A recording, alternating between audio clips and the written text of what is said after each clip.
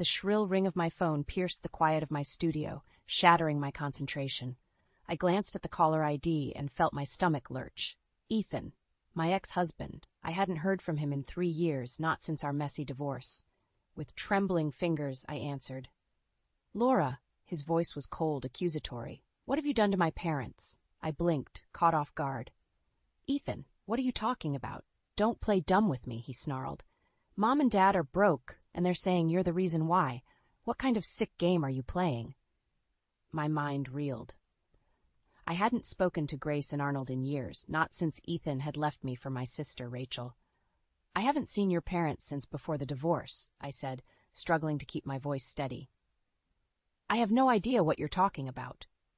Liar! Ethan's voice rose to a shout. They've been sending you money for years, and now they can't even afford their medications. How could you do this to them? To me? I felt a surge of anger. How dare he accuse me of such a thing? After everything he'd done?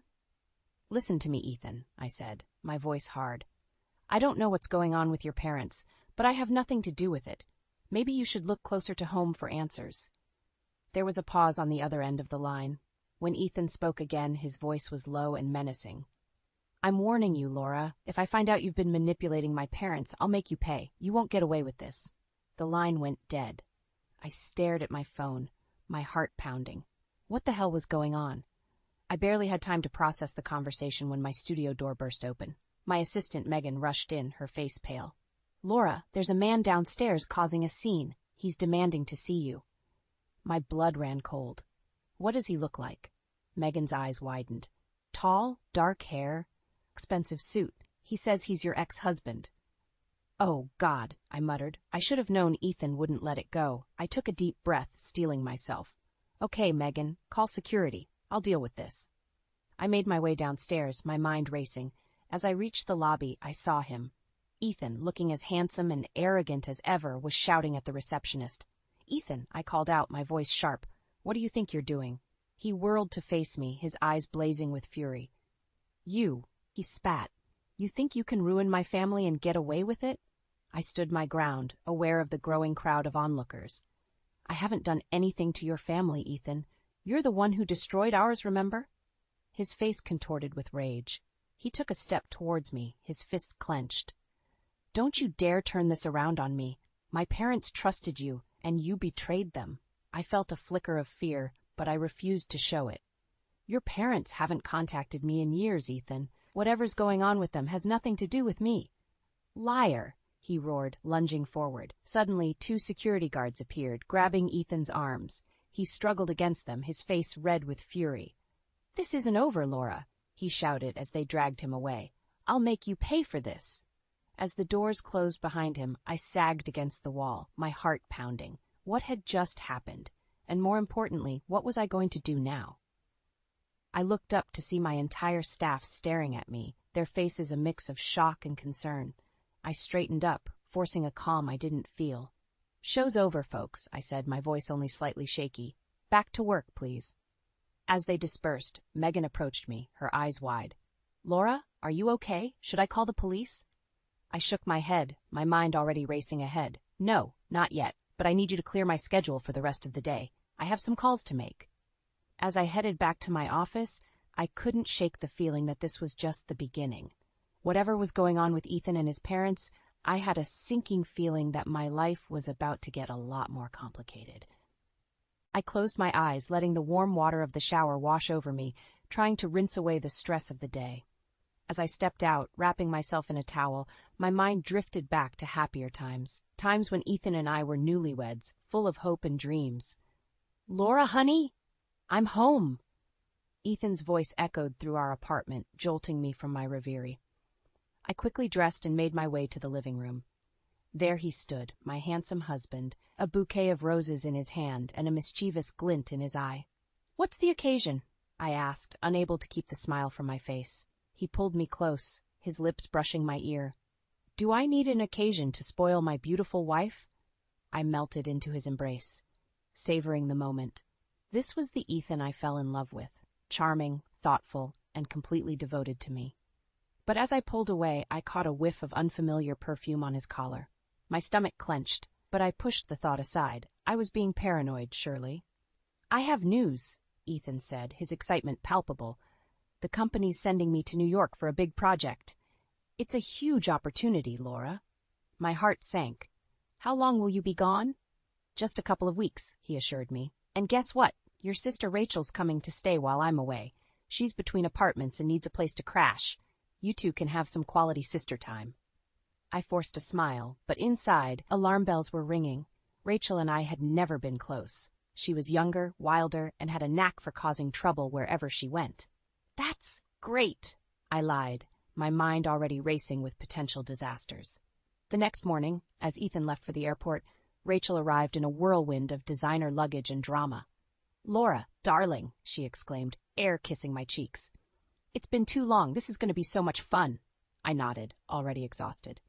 "Let me show you to the guest room." As we walked, Rachel chattered incessantly.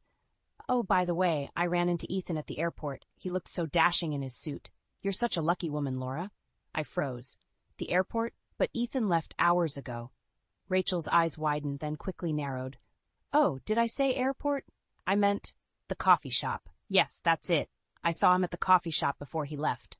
My suspicions, which had been simmering for weeks, suddenly boiled over. Rachel was lying, and badly at that. But why? Over the next few days, Rachel's presence grated on my nerves. She was constantly on her phone, giggling at texts and taking hushed calls in the hallway. When I asked about her job search or apartment hunting, she'd wave me off with vague excuses. One evening, I returned home early from work to find Rachel frantically stuffing something into her purse. "What are you doing?" I demanded. She jumped, guilt flashing across her face before she composed herself. "Nothing, just organizing my things. Why are you home so early?" I stepped closer, my eyes locked on her purse. "What are you hiding, Rachel?" "Don't be ridiculous," she snapped, clutching the purse to her chest. "You're so paranoid, Laura. No wonder Ethan—" She cut herself off abruptly. "No wonder Ethan what?" I pressed, my heart pounding. Rachel's face hardened. "Nothing. Forget I said anything." But I couldn't forget. That slip, combined with everything else, painted a picture I didn't want to see but couldn't ignore. That night, as Rachel slept, I crept into the guest room. My hands shook as I opened her purse, dreading what I might find. There, nestled among her makeup and keys, was a plane ticket to New York, dated for tomorrow. My world tilted on its axis. The perfume, the secretive calls, the lie about seeing Ethan at the airport. It all made terrible sense now. As I stood there, holding the evidence of my husband's betrayal and my sister's deception, I felt something inside me harden. The old Laura, trusting and naive, died in that moment. In her place rose a woman who would no longer be fooled, no longer be played for a fool. Tomorrow, I decided, there would be a reckoning, and neither Ethan nor Rachel would see it coming. I stood in the kitchen, my hands gripping the counter so tightly my knuckles turned white. The sound of Rachel's suitcase wheel rolling across the hardwood floor echoed through the apartment. "Laura?" she called out. "I'm heading out for a bit. Don't wait up." I took a deep breath, steeling myself. It was now or never. "Going somewhere special, Rachel?" I asked, stepping into the hallway. She froze, her hand on the doorknob. "Oh, just meeting a friend." I held up the plane ticket I'd found in her purse. "A friend in New York, perhaps?" The color drained from Rachel's face. "Laura, I can explain." "Save it," I snapped. "I know you're going to see Ethan. How long has this been going on?" Rachel's demeanor changed in an instant. The guilt vanished, replaced by a cold, calculating look. "Longer than you'd like to know, sis," she said, her voice dripping with disdain. "Ethan and I, we have something special. Something you could never give him." The words hit me like a physical blow. "How could you do this to me? I'm your sister." She laughed, a harsh, bitter sound. "Oh, please, you've always had everything handed to you on a silver platter. The perfect job, the perfect husband. It's time I got what I deserved." "By stealing my husband?" I was shaking now, rage and hurt battling for dominance. "He was never really yours," Rachel sneered. "He was just waiting for something better to come along. Face it, Laura, you're not enough for him. You never were." I lunged forward, my hand connecting with her cheek in a resounding slap. Rachel stumbled back, shock written across her face. "Get out," I hissed. "Get out of my home, and don't you dare come back." Rachel grabbed her suitcase, her eyes blazing with fury. "You'll regret this, Laura. Ethan and I will make sure of it. As the door slammed behind her, I collapsed to the floor, sobs racking my body. How had everything fallen apart so quickly? Hours later, my phone buzzed. It was Ethan. Laura? His voice was cold, controlled. We need to talk. About what? I asked, my own voice hollow. About how you've been sleeping with my sister. There was a pause. Rachel told me what happened. You had no right to attack her like that. I laughed bitterly. No right. She's been having an affair with my husband. And I had no right. It's not an affair, Ethan said firmly. Laura, I'm in love with Rachel. I want a divorce. The world seemed to tilt on its axis. A divorce? I whispered. Yes, I'll be back in town next week. We can discuss the details then. Details, I echoed, feeling numb. Ethan, wait. But the line had already gone dead. I sat in stunned silence, my mind reeling. My marriage was over. My husband, the man I'd loved and trusted, had betrayed me in the worst possible way. And my own sister had been complicit in it all. As the shock began to wear off, a new emotion took its place. Determination. I wouldn't let them see me broken. I wouldn't give them the satisfaction. I stood up, wiping away the last of my tears. If Ethan wanted a divorce, he'd get one, but it would be on my terms. I picked up my phone again, scrolling through my contacts until I found the name I was looking for. Sarah Goldstein, the best divorce attorney in the city. Sarah? I said when she answered. It's Laura. I need your help. My husband's been having an affair with my sister, and he wants a divorce. Oh, honey. Sarah's voice was sympathetic but steely. Don't you worry. We'll make sure you come out of this on top. As I hung up, I felt a strange sense of calm wash over me. The life I'd known was over, shattered by betrayal and lies. But from the ashes of my old life, a new Laura would rise. And this Laura, she wouldn't be anyone's victim. Not anymore. The morning sickness hit me like a freight train. I barely made it to the bathroom before emptying the contents of my stomach. As I slumped against the cool tile floor, reality crashed down on me. I was pregnant. With shaking hands, I reached for my phone and dialed my doctor's office. An hour later, my suspicions were confirmed. 6 weeks along, my mind reeled. A baby. Ethan's baby. I stumbled out of the clinic in a daze, my thoughts a chaotic whirlwind. How could I bring a child into this mess? Ethan was in love with Rachel. Our marriage was falling apart. And now this. My phone buzzed. A text from Ethan. Finalizing details in New York. Back next week. We need to talk. I stared at the screen, my finger hovering over the reply button. Should I tell him? Did he deserve to know? The thought of Ethan and Rachel raising my child made me physically ill. No, this was my decision to make. My body. My choice. I made my way to the office, trying to focus on work, but my mind kept drifting. By lunchtime, I couldn't take it anymore. I needed to talk to someone. Someone who would understand. I found myself outside Grace and Arnold's house, Ethan's parents. They had always been kind to me, treating me like a daughter. Before I could change my mind, I knocked. Grace answered, her face lighting up. Laura, what a lovely surprise. Come in, dear. I followed her into the living room where Arnold was reading the paper. He smiled warmly at me. Laura, it's been too long. How are you? The concern in their eyes undid me. Tears welled up, and before I knew it, I was sobbing, the whole sordid story spilling out.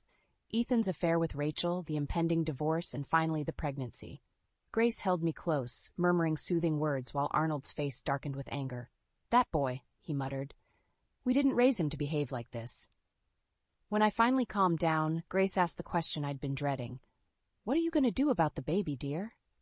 I took a deep breath. I don't know. I never thought I'd be in this position. Single, pregnant, about to go through a divorce. Arnold leaned forward, his eyes serious. Laura, whatever you decide, we want you to know that we're here for you. Your family, regardless of what happens with Ethan. Grace nodded emphatically. We'll support you, no matter what. If you want to keep the baby, we'll help in any way we can. Their unconditional support overwhelmed me. For the first time since discovering Ethan's betrayal, I felt a glimmer of hope. As I left their house, my phone buzzed again. Another text from Ethan. Booked an appointment with the divorce lawyer for next Tuesday. Hope that works for you. A cold fury washed over me. He was already moving on, planning our divorce like it was just another business meeting. And here I was, carrying his child. My world turned upside down. In that moment, I made my decision. I would keep this baby. I would build a new life for us, without Ethan, without Rachel, without their toxicity and betrayal. I typed out a reply. Tuesday works. I'll be there with my lawyer. Then I made another call. Sarah? It's Laura again. There's been a development. I'm pregnant, and I'm keeping the baby. Sarah's intake of breath was audible. Oh, honey, this changes everything. Don't worry, we'll make sure you and that baby are taken care of. Ethan won't know what hit him. As I hung up, a strange calm settled over me. The path ahead would be difficult, filled with challenges I couldn't even imagine, but for the first time in weeks, I felt strong. Ready. Let Ethan and Rachel have each other. I had something far more precious now. A future. A family of my own. I placed a hand on my still flat stomach. It's just you and me, little one, I whispered. And we're going to be just fine. The day of the divorce meeting arrived with a sickening sense of finality. I stood outside the law office, my hand resting protectively over my still flat stomach. Taking a deep breath, I pushed open the door. Ethan was already there, looking annoyingly handsome in his tailored suit. His eyes widened slightly as they met mine, a flicker of something, guilt, regret, passing over his face before it hardened into a mask of indifference. Laura, he nodded curtly. Ethan, I replied, my voice steadier than I felt. We sat across from each other, an ocean of betrayal between us. Our lawyers began discussing terms, their voices a dull buzz in my ears. I focused on Ethan, studying the man I once thought I'd spend my life with. How had we ended up here? Suddenly the door burst open. Rachel sauntered in, her face a picture of faux concern. Oh, I'm so sorry I'm late, she cooed, placing a possessive hand on Ethan's shoulder. Traffic was terrible. I felt the blood drain from my face. What is she doing here? I demanded, my voice shaking with fury. Ethan at least had the decency to look uncomfortable. Rachel's here for moral support, he muttered. Moral support? I laughed bitterly. That's rich, coming from the two people who have the least morals in this room. Rachel's eyes narrowed. Now, Laura, there's no need to be nasty. We're all adults here. I stood up abruptly, my chair scraping against the floor. I want her out, I said, pointing at Rachel. This is between Ethan and me. She has no right to be here. Actually, Ethan cleared his throat. There's something you should know. He glanced at Rachel, who nodded encouragingly. Rachel and we're engaged. The world tilted on its axis. Engaged. The word echoed in my head, each repetition a fresh stab of pain. How long? I whispered, my voice barely audible. Ethan shifted uncomfortably. We've been talking about it for a while. I was going to tell you after. How long? I repeated, each word dripping with venom. Rachel smirked, flashing a diamond ring I hadn't noticed before. Since last month. We didn't want to upset you, but we're just so in love. Something inside me snapped. All the pain, the betrayal, the fear of the past weeks coalesced into a white-hot rage. In love? I spat. You want to talk about love? Let me tell you something about love. I turned to Ethan, my eyes blazing. I'm pregnant. The room fell silent. Ethan's face drained of color. Rachel's smug smile faltered. What? Ethan choked out. You heard me, I said, my voice gaining strength. I'm carrying your child. The child you were ready to abandon along with your marriage vows. Ethan stumbled to his feet. Laura, I had no idea. Why didn't you tell me? When should I have told you, Ethan? When you were sneaking around with my sister. Or maybe when you were planning your engagement behind my back. Rachel's face contorted with fury. You're lying, she hissed. You're just trying to manipulate him. I laughed, a harsh, bitter sound. Manipulate him? That's your area of expertise, Rachel, not mine. I turned back to Ethan, who looked shell-shocked. I don't want anything from you, I said, my voice cold. Not your money, not your time, nothing. This child and I will be just fine without you. With that, I gathered my things and walked towards the door. As I reached for the handle, Ethan called out. Laura, wait. We need to talk about this. It's my baby, too. I paused, my hand on the doorknob. Without turning around, I said, You lost the right to call it your baby when you chose her over us. As I walked out, leaving behind a stunned Ethan and a seething Rachel, I felt a weight lift from my shoulders. The path ahead was uncertain, filled with challenges I couldn't even imagine. But for the first time in months, I felt truly free. My hand moved to my stomach, a small smile playing on my lips. It's just you and me now, little one, I whispered, and we're going to be amazing. The months flew by in a whirlwind of doctor's appointments, legal meetings, and sleepless nights. My belly grew along with my determination to build a new life for myself and my baby. Ethan's attempts to reach out were met with silence. I had nothing left to say to him. As I neared my due date, I received an unexpected visitor. Grace, Ethan's mother, stood on my doorstep, her eyes brimming with tears. "Laura, dear," she said, pulling me into a gentle hug, "I hope you don't mind me dropping by. I needed to see you." I ushered her in, my heart heavy.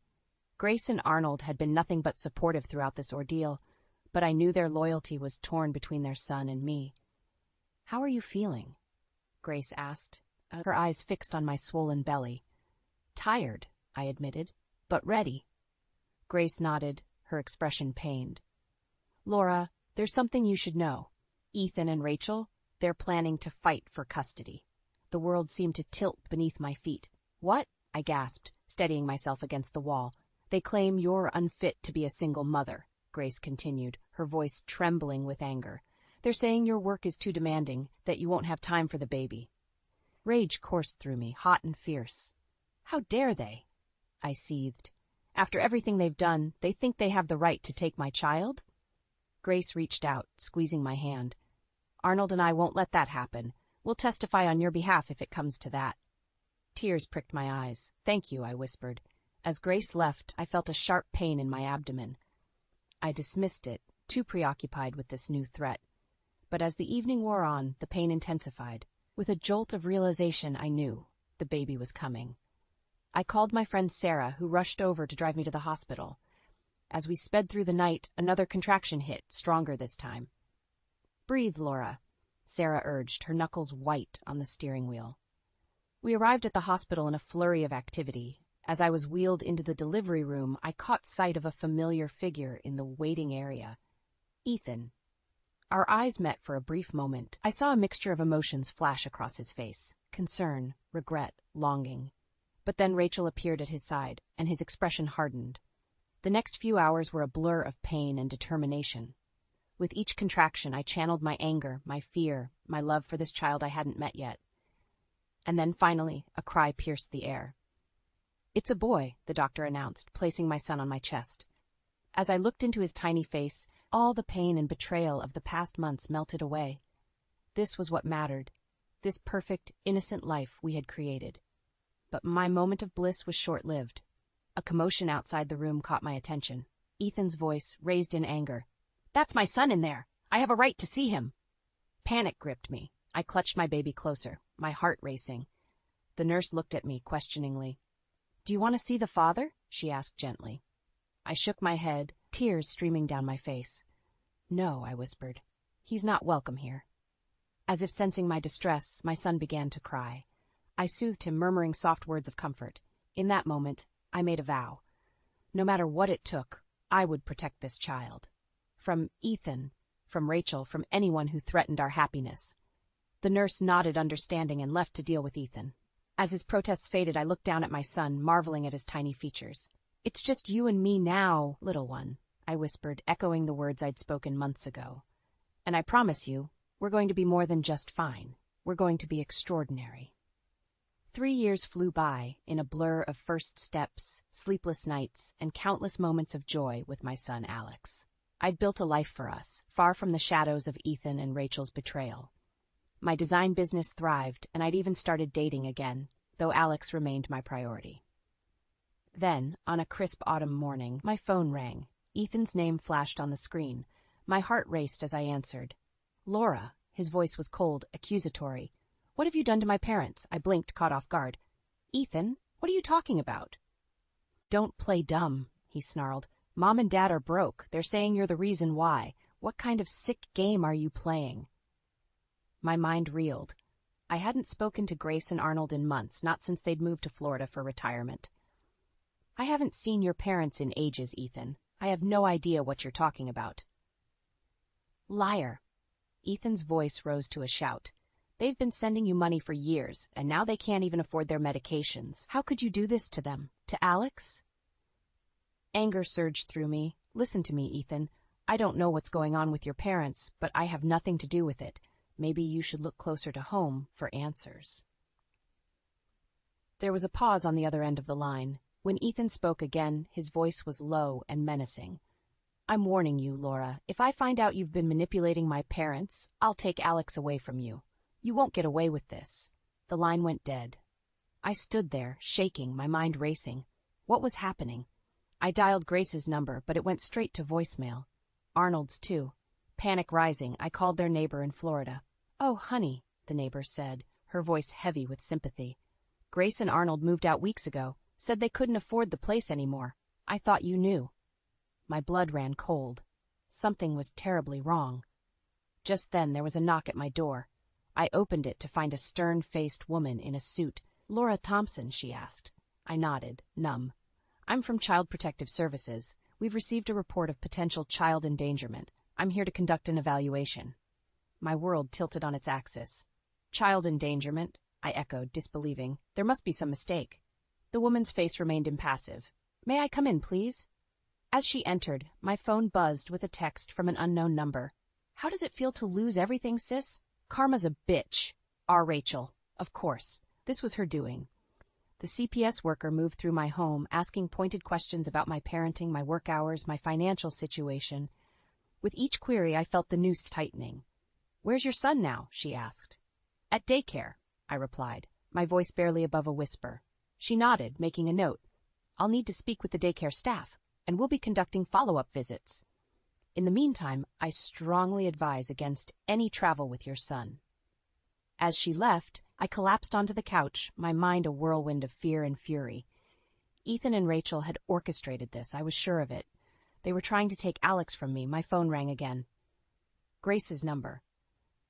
Laura? Her voice was weak, trembling. I'm so sorry. We didn't know what else to do. Rachel said if we didn't help them, we'd never see Alex again. But now they've taken everything. Tears streamed down my face as the full picture emerged. Ethan and Rachel had manipulated everyone, destroying lives in their wake. As I hung up, a steely resolve settled over me. They thought they'd won, that they'd finally broken me. But they had no idea what I was capable of when it came to protecting my son. I picked up my phone again, dialing a number I'd hoped never to use. Sarah? It's Laura. I need your help. It's time to fight back. The morning sun had barely risen when I heard the commotion outside my office. Ethan's voice, loud and belligerent, echoed through the hallway. Where is she? I demand to see Laura. My heart raced as I quickly dialed security. But before they could arrive, my office door burst open. Ethan stormed in, his face contorted with rage. Rachel closed behind him. You think you can hide from us? Ethan snarled. We know what you did to my parents. You're not fit to raise Alex. I stood my ground, anger and determination surging through me. I've done nothing to your parents, Ethan. You and Rachel are the ones who've manipulated and stolen from them. Rachel's face twisted into a sneer. Prove it. It's your word against ours. Who do you think they'll believe? The loving son or the bitter ex-wife? Just then, Sarah burst into the room, followed by 2 police officers. Actually, she said, her voice steady, they'll believe the evidence. Ethan and Rachel's faces paled as Sarah produced a stack of documents. We have bank records showing large transfers from Grace and Arnold's accounts to yours, Ethan. And Rachel, we have recordings of you threatening them if they didn't comply. The officers stepped forward. Ethan Thompson, Rachel Thompson, you're under arrest for fraud and extortion. As they were led away in handcuffs, Ethan's mask of arrogance crumbled. Laura, he pleaded, you can't let them do this. Think of Alex. I met his gaze, my voice firm. I am thinking of Alex, that's why I'm doing this. Once they were gone, I collapsed into my chair, overwhelmed by the emotions coursing through me. Sarah placed a comforting hand on my shoulder. It's over, Laura, you did it. But it wasn't over. Not yet. Later that day, I stood outside Alex's daycare, my heart in my throat. The staff had been briefed about the situation, but I was still terrified of what might happen. As I waited, a familiar car pulled up. Grace and Arnold stepped out, looking older and more frail than I remembered. Laura, Grace's voice quavered as she approached. We're so sorry. For everything. I pulled them both into a hug, tears streaming down my face. It's okay, I whispered. You're safe now. The daycare doors opened, and Alex came bounding out. Mommy, he cried, throwing himself into my arms. I held him tight, savoring his warmth, his innocence. Hey, buddy, there's some people I want you to meet. I turned to Grace and Arnold, who were watching with tear-filled eyes. Alex, these are your grandparents. They've been away for a while, but they're here now. As Alex shyly said hello, I felt a weight lift from my shoulders. We had a long road ahead of us, rebuilding trust and healing old wounds. But for the first time in years, I felt hope. That night, as I tucked Alex into bed, he asked a question that broke my heart. "Mommy, why did Daddy and Aunt Rachel go away?" I took a deep breath, choosing my words carefully. Sometimes, honey, people make bad choices, but that doesn't mean they don't love you. It just means they need to learn how to love better. Alex nodded, his little face serious. "Will I see them again?" "Maybe someday," I said, kissing his forehead. "But for now, we have each other, and Grandma and Grandpa, and that's more than enough." As I closed his bedroom door, I caught sight of myself in the hallway mirror. The woman staring back at me was stronger, wiser, and more resilient than I ever thought possible. I had weathered the storm of betrayal, fought for my child, and come out the other side. Not unscathed, but unbroken.